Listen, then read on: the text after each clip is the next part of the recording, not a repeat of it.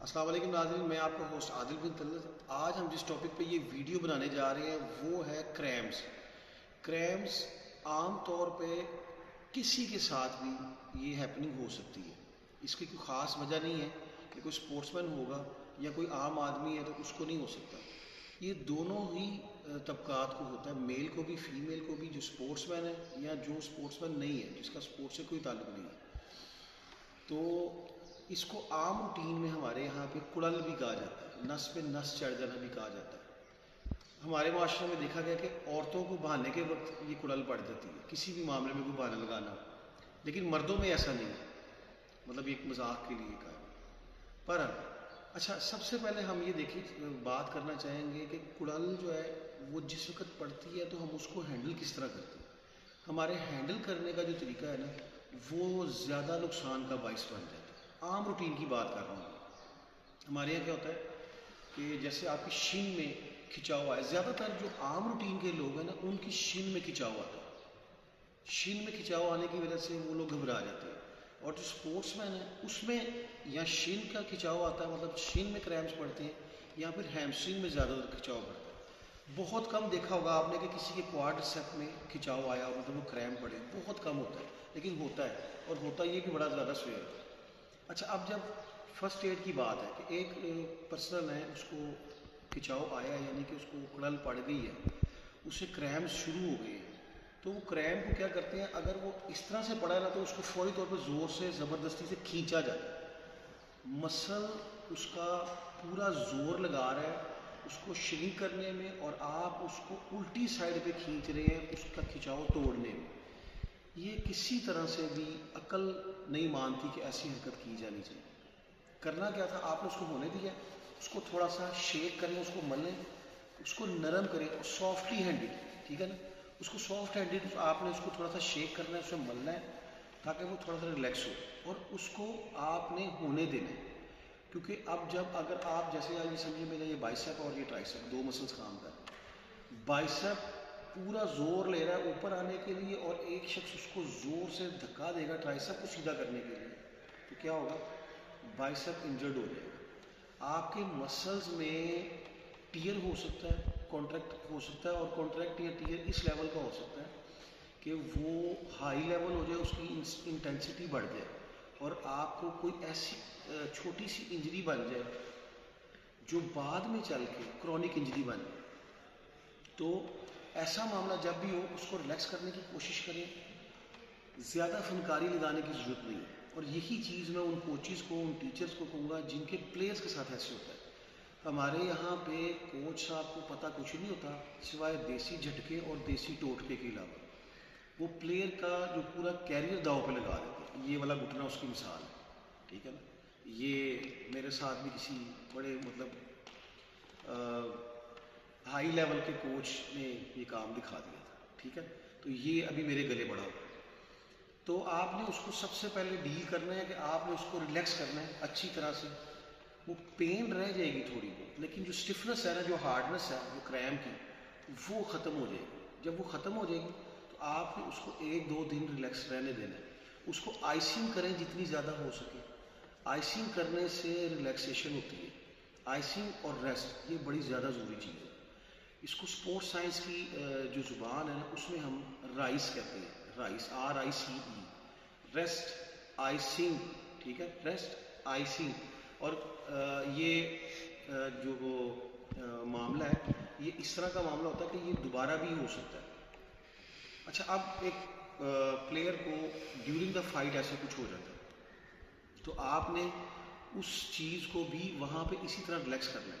अगर आपने उसको स्प्रे करना है तो अगर आपके पास कूल स्प्रे है जो ठंडक पहुँचाता है, जो आइस की एक तय जमा देता है आपके मसल्स के ऊपर, आपकी स्किन के ऊपर, तो वो वाला जो स्प्रे है वो इस्तेमाल करना है। अगर आपने उस पर डीप हीट या हॉट वाले जो स्प्रेज हैं वो इस्तेमाल किए तो उसका मसल फौरी तौर पे जो आग बना हुआ था वो मज़ीद आग हो जाएगा, और अब उसको ज़्यादा ख़तरा है कि उसका ये मसल डैमेज हो जाएगा और ये क्रॉनिक इंजरी ज़रूर उसके साथ बनेगी। इसकी बहुत सी मिसालें हैं हमारे पाकिस्तान में, बहरहाल अभी हम उस पर बात नहीं कर। तो इसको आपने रिलैक्स करना है, आपने इसको बिल्कुल दबाना नहीं है। इसको वो लताड़ा जैसे हम करते हैं ना, ऊपर चढ़ जाते हैं प्लेयर की और शुरू हो जाते हैं टांगे दबाने, उसकी टांगों को मसलने लग जाते हैं, वो नहीं करना। आपने उसको स्ट्रेचिंग नहीं करवानी शुरू कर देनी। मसल उसका पहले इतना इलास्टिसिटी में कंप्रेस हो गया कि उस कंप्रेशन को अगर आप सीधा करने जाएंगे तो उसका मसल फट गया, ठीक है। और आपने उसको रेस्ट देनी है, आइसिंग करनी है, किसी किस्म की अपनी मर्जी की छेड़ाछाड़ी नहीं करनी, और अपने प्लेयर को किसी तरह के जिरा के पास नहीं भेजना। जिरा करते हैं, तुक्के लगाते हैं, उनके पास जो मवाद होता है, जो वो क्रीम कह लें या लोशन या सोल्यूशन जो होती है, वो सारी गर्म चीज़ों की बनाई गई होती है। फिर उसको वो बांध देते हैं छेड़ाछाड़ी करने के बाद। बज़ाहिर प्लेयर 2-4-5 दिन में ठीक हो जाता, उसने ठीक वैसे भी हो जाना था। अल्लाह ताला ने आपकी बॉडी में ऐसे एंटीबॉडीज सिस्टम रखे हुए हैं कि आपकी ज़रा सी भी बॉडी में 19-20 होती है तो आपकी बॉडी के अंदर वियर एंड टीयर शुरू हो जाती है। तो जो नेचुरल वियर एंड टीयर शुरू होती है वो ज़्यादा बेस्ट है कि आप बाहर से उसको वियर एंड टीयर करते रहें, छेड़ाछाड़ी करें। अपनी फनकारियाँ नहीं लानी है, ताटियाँ नहीं, अपनी ज़ाती फनकारियाँ ना वो बेड़ागर कर दे प्लेयर, पूरे का पूरा उसका कैरियर ख़राब हो जाता है, ठीक है।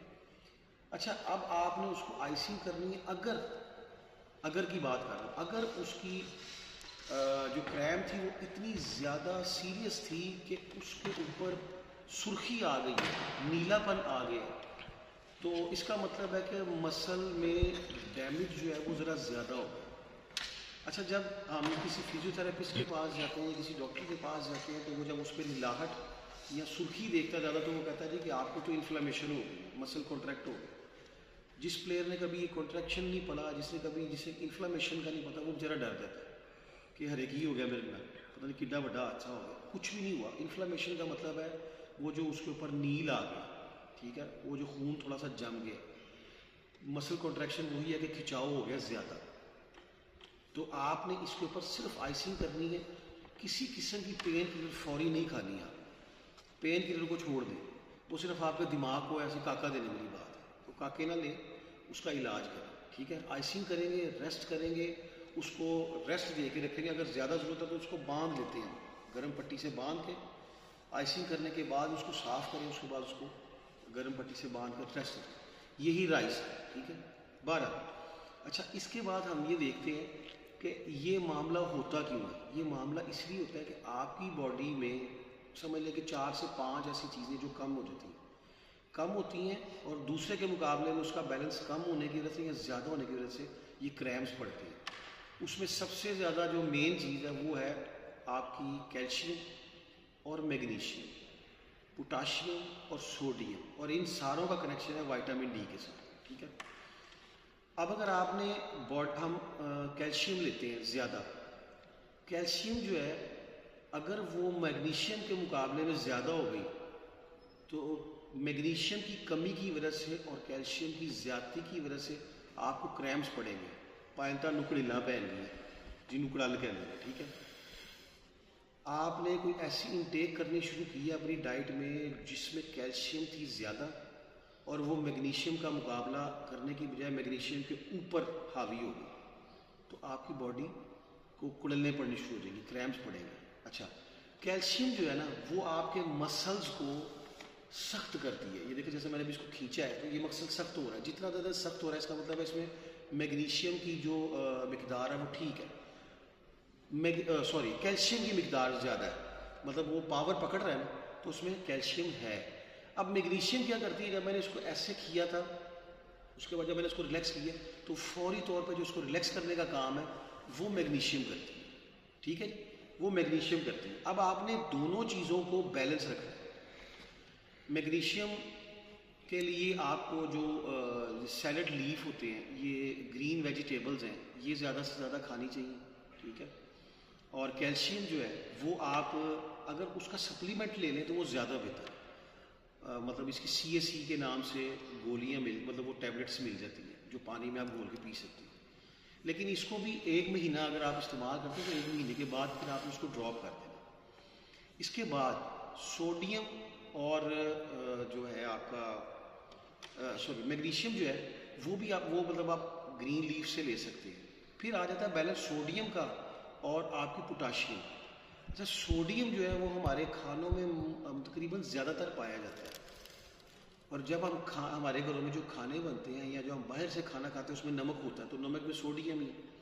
सोडियम का बैलेंस भी अगर ऊपर चला जाए, ठीक है, और आपकी जो पोटाशियम का लेवल है वो नीचे आ जाए, तो भी आपको ये क्रैम्स पड़ते हैं।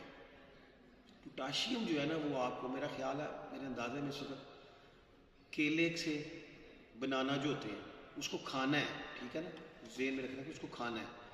और उसके अलावा जो ग्रीन लीफ वाली वेजिटेबल्स हैं वो, ये सारा सोर्स है उसका। अगर आपके खाने में आप चिया सीड्स, जिसको आजकल इंग्लिश में जिसको कहते हैं ना, वैसे वो तुख मलंगा होती है, वो इस्तेमाल करें, जौ इस्तेमाल करें, तो ये ज़्यादा बेनिफिशियल है आपके लिए, जो आपकी बॉडी में कई किस्म के वाइटामिन को पूरा करेगी। अब इन सारी चीज़ों को जो चीज़ बैलेंस करती है ना, कि आपकी बॉडी में इसका बैलेंस रहे, वो है विटामिन डी, ठीक है जी। विटामिन डी को आपने अगर सप्लीमेंट में ले लेंगे तो ज़्यादा बेहतर है। उसके छोटे छोटे से कैप्सूल्स मिलते हैं। ये सारी चीज़ें आपने इस्तेमाल करनी है 1 से 1.5 माह, उसके बाद आपने इनको छोड़ देना है। ग्रीन लीफ वो इस्तेमाल करते रहेंगे। अगर आपको मैंने जो छोड़ने की बात की वो एक सप्लीमेंट की है, कि अगर आप उसको एज सप्लीमेंट इस्तेमाल कर रहे हैं तो आपने इसको 1 से 1.5 माह इस्तेमाल करने के बाद फिर ब्रेक देनी है 15-20 दिन की, और फिर से उसको शुरू करना है। ये मामला हैं। अगर आप अपनी बॉडी को मतलब एकदम हेल्थी रखना चाहते हैं, क्रैम्प से बचाना चाहते हैं, अगर आप बहानेबाजी नहीं करते क्रैम्स वाली, तो ये उनके लिए, तो जो बहानेबाजी करते तो उसको तो जो मर्जी करते रहे, वो नहीं ठीक हो सकता। ये चीज़ों को आपने ज़हन में रखना। आपको बताता चलूँ कि जो मैंने सोडियम, पोटाशियम, मैग्नीशियम और कैल्शियम और विटामिन डी के बारे में यहाँ पे बात की है, ये मैं इसके सोर्स क्या हैं मैं आपको उसके मतलब डिटेल भी साथ इसमें शेयर कर दूँगा। तो बाज़ लोगों को जो क्रैम्स आते हैं वो समटाइम्स, आप अगर रेगुलर ट्रेनर है, रेगुलर ट्रेनिंग कर रहे हैं, उसमें हद से ज़्यादा पसीना निकल जाना, मसल के अंदर से जो पानी है ना उसका कम हो जाना, ये भी एक बड़ी ज़्यादा अहम चीज़ है। हम इस पे काम नहीं करते। हम पानी, हमारे यहाँ पे एक पुरानी देसी सी चीज़ है कि जी पानी नहीं पीना ट्रेनिंग के दौरान। पानी पीना ज़रूरी है। अगर आपकी बॉडी से पानी जो वो निकल रहा है पसीने की सूरत में, यूरिन की सूरत में, तो वो पानी आपकी बॉडी ने कहाँ से पूरा करना है? आप उसको पहले कम करेंगे, मतलब आप डिहाइड्रेट हो रहे हैं, डिहाइड्रेशन हो रही है, आपको हद से ज़्यादा डिहाइड्रेशन हो रही है, तो बॉडी आप हाइड्रेट नहीं कर रहे। डिहाइड्रेशन पानी की कमी, हाइड्रेट का मतलब है पानी की मिकदार का मुकम्मल होना, तो ये भी एक रीज़न है। तो ड्यूरिंग द ट्रेनिंग आपको टीचर्स, आपके कोचेस को चाहिए कि वो आपको पानी पीने दें, लेकिन पानी आपने इस तरह नहीं पीना कि आपने अब एक दफ़ा मुंह लगाया और लीटर पानी पी लो, नहीं। सिप सिप करके आपने पानी पीना है, 1 सिप, 2 सिप, 3 सिप, एक मुनासिब मिकदार में, जो आपकी ट्रेनिंग में आपके पेट में ऐसे जंप ना करे कि आप बाहर जंप करो, अंदर वो जंप कर रहे हो, ठीक है। तो अब इस पर मैं कुछ क्या कह सकता हूँ कि वो पेट में फिर आपको क्या लगने लग जाए, वो काम नहीं होना चाहिए। नॉर्मल पानी पीना है बस, लेकिन आपको पीना चाहिए। उम्मीद करता हूँ कि ये वाली वीडियो आपको पसंद आएगी। आप लोग इस चीज़ को समझने की और इस पे अमल करने की कोशिश ज़रूर करेंगे, और हमारे चैनल को सब्सक्राइब करें, शेयर करें वीडियोस को, और कमेंट करें, ठीक है। बहुत शुक्रिया, अपना ख्याल रखिएगा। अल्लाह हाफ़िज़।